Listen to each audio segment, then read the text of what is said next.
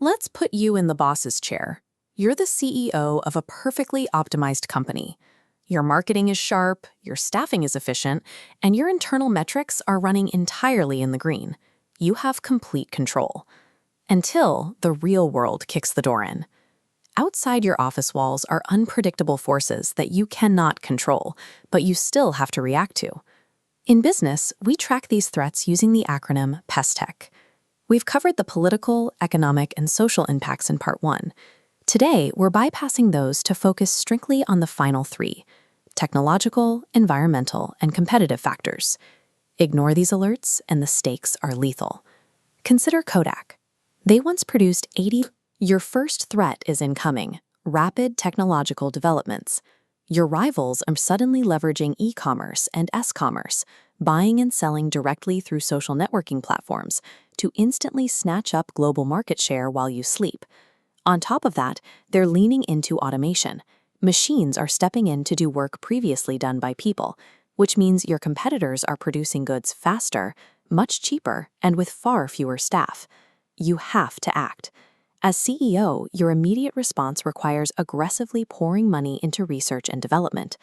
You need to upgrade your information communication technology, your software and your hardware, just to stay in the race. But here's the harsh reality of that decision.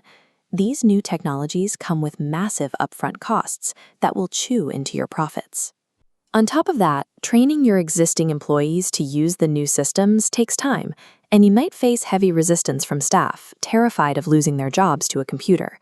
Tech upgrades are painfully expensive, but if you hold on to your cash and fail to adapt, your customers will start seeing you as old-fashioned, and your business will quickly be replaced.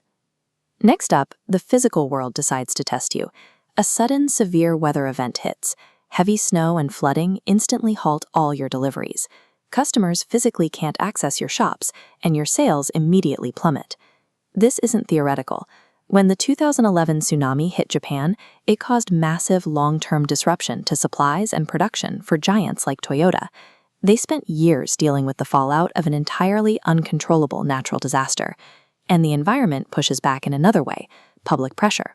Pressure groups like Greenpeace and your own consumers are suddenly putting your company under a microscope, demanding to see your green credentials. Causing environmental damage is a fast track to financial and PR disaster. In 2010, an explosion on a BP drilling rig spilled 210 million gallons of oil into the Gulf of Mexico. The resulting damage to wildlife devastated BP's public image and cost them billions. Your move.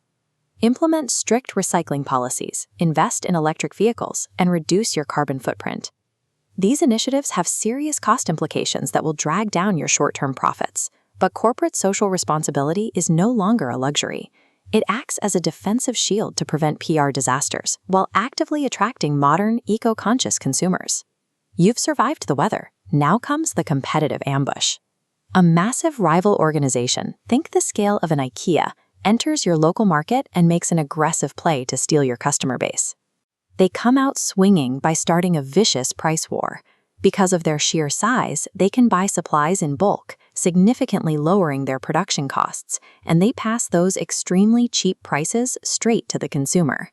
This chart shows exactly how they do it. The red price line intentionally drops below the dotted line representing the cost of production. This is a loss leader strategy. They are literally selling goods at a loss just to lure your customers into their store, knowing they'll make up the profits on other items. If you try to match a giant in a price war, you will bleed cash and fail. You have to pivot to a strategy of product differentiation. You need to make your product stand out so clearly that price becomes secondary. You do this by establishing a crystal clear, unique selling point, a specific feature your rival doesn't have, or by building a high-quality brand image that justifies your higher price tag through better design and superior customer service.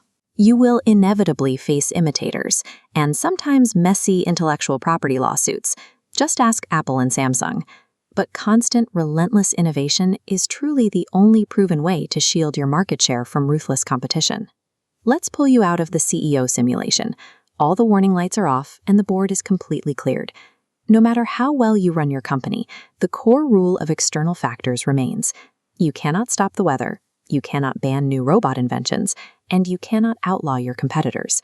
Successful business management isn't about trying to control the outside world. It's about reading the radar.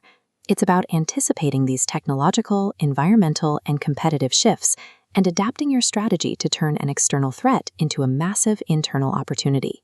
With the outside world handled, it's time to look back inward. Next, we'll dive into how you manage the internal factors that you actually do control.